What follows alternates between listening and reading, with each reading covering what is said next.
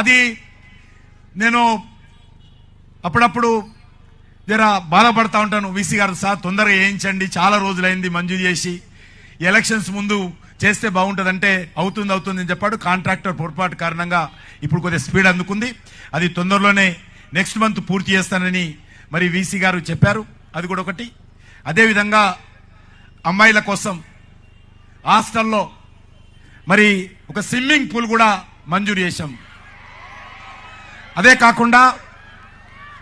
కాకుండా girls hostel, boys hostel 2 భవనాలకు కూడా కేంద్ర ప్రభుత్వం తరఫున 2 భవనాలకు కూడా 7.5 కోట్లు మంజూరు చేశామని కూడా ఈరోజు నేను మరి వీసీ గారు చెప్తా ఉన్నాను. దానికి సంబంధించినటువంటి మంజూరు కూడా పూర్తి అయిపోయింది.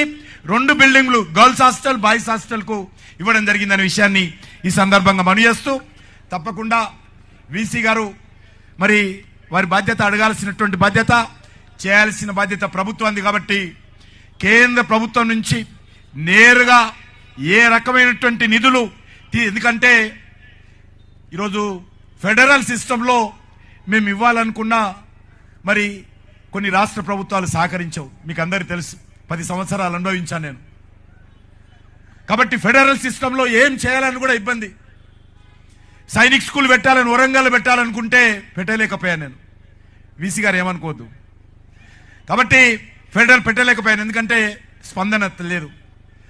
మరి ఉదయం లేస్తే సాయంకాలం మమ్మల్ని తిరుగుతుంటారు, ఏం చేసినా.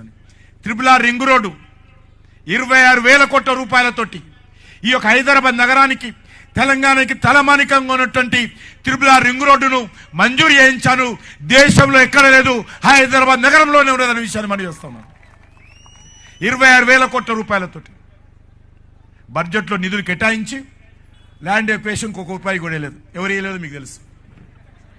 కాబట్టి నేను అవన్నీ మళ్ళీ మాట్లాడదలుచుకోలేదు. అయినప్పటికీ కూడా ఖచ్చితంగా నేరుగా ఇవ్వడానికి అవకాశం ఉన్నటువంటి ఈ విశ్వవిద్యాలయానికి ఏ రకమైన నిధులు నేరుగా ఇవ్వడానికి అవకాశం ఉన్నా, రాష్ట్ర ప్రభుత్వం ఇబ్బందులు పెట్టకపోతే తప్పకుండా కేంద్ర ప్రభుత్వం తరఫున అన్ని రకాలుగా ఈ యొక్క ఉస్మానియా విశ్వవిద్యాలయానికి నేను సహకారం అందిస్తాను.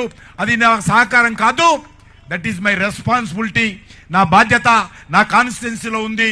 ఇక్కడ పెరిగినటువంటి వ్యక్తిని నేను, ఇక్కడ ఉద్యమాలు చేసినటువంటి వ్యక్తిని నేను ఈరోజు కేంద్ర మంత్రి అయినప్పుడు ఖచ్చితంగా నా బాధ్యత ఉంటుంది. అనేక ఉద్యమాలలో, తెలంగాణ ఉద్యమంలో కూడా అనేక ఉద్యమాల్లో వేణుగోపాల్ రెడ్డి ఆత్మహత్య చేసుకున్నప్పుడు ఇక్కడ ఎదురుగానే గంటల తరబడి ఉన్నాను. ఒకటి సంఘటన, ఎన్ని సంఘటనలు చెప్పాలి. కాబట్టి అటువంటి గొప్ప చరిత్ర కలిగినటువంటి నా ఉస్మానియా విశ్వవిద్యాలయం భారతదేశంలోనే, ఇక్కడ నుంచి పివి నరసింహారావు గారు కావచ్చు, అనేక మంది ప్రముఖులు